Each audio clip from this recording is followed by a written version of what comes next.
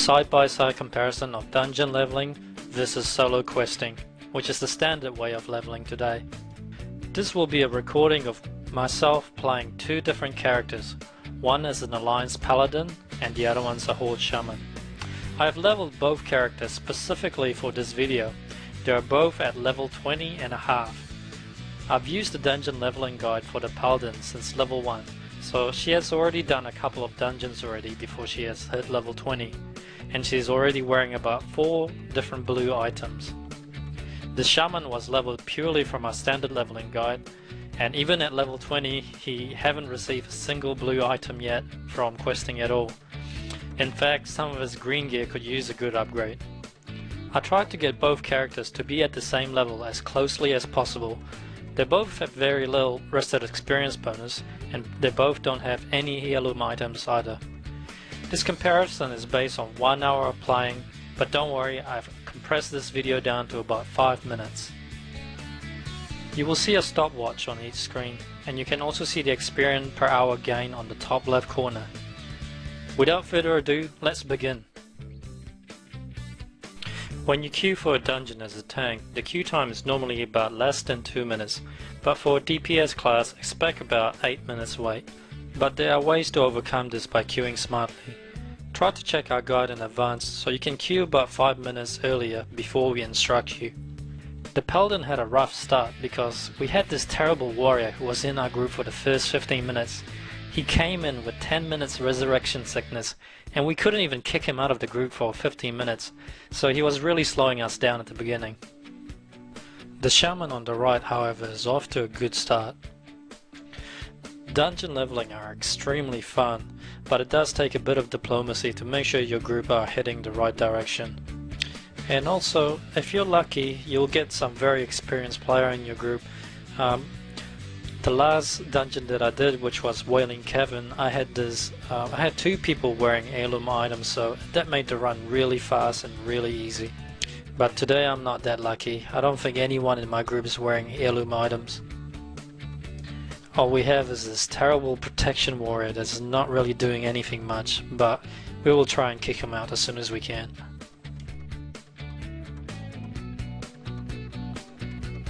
The Shaman on the right appears to be going extremely well because he's already turned in a couple of quests, so his experience gain per hour is about 20,000, while the Paladin experience gain per hour just from grinding in the dungeon is only about 10,000. This will all change as soon as he turns in his first quest, which is inside the dungeon. You can see right now with the experience per hour meter that the Paladin is only earning about 10,000 experience per hour, while the Shaman is earning over 20,000 experience per hour, so that's over double. But the Paladin is about to turn in a quest now, and his experience immediately boosted to about 17,000 experience per hour. So as you can see, the quest really made a big difference. I think this really proves that just queuing random dungeons one after the other just for leveling without any quests is really inefficient, because you can level up twice as fast by solo questing. If you're new to World of Warcraft and also new to dungeons, I have to warn you that tanking is probably the toughest role that you can do in the game. But if you're willing to learn and practice, then it's also the most fun role in the game. And the best time to learn is at early level. As a tank, you are responsible for making sure that all the mobs, all the monsters are targeting you and not any of your teammates, no matter how many there are. You need to familiarize yourself with high threat abilities, such as taunting. As a healer, it's pretty simple. Just keep everyone alive and make sure you dispel anything that you can dispel. And as a damage dealer, you need to be able to kill things as fast as you can. The damage dealer actually controls the pace of the run quite a lot as well, because if you're not dealing enough damage or killing stuff quickly enough, then the run is going to go extremely slow. Most damage dealers are also responsible for crowd control, such as a mage can polymorph, or a rogue you should sap NPC before the pull, and warlock can also fear or banish a demon, and as a hunter you can set your traps as well. You may have noticed earlier that I did die twice with the Shaman. Luckily the graveyard spawn wasn't that far away, so I was able to spawn almost immediately. I was trying to kill a level 22 elite rare monster and I thought I might be able to solo him, but I failed twice, so I gave up after the second time. Unfortunately, I've wasted about 7 minutes, so that would have affected my experience gain per hour.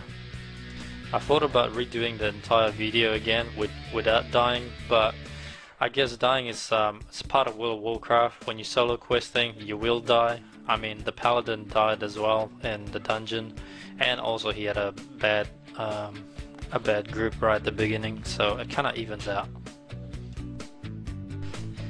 If you're curious about the bar that I use to show the experience gain per hour, it's called Titan Panel. It's very useful. You can find it on Curse or WoW interface.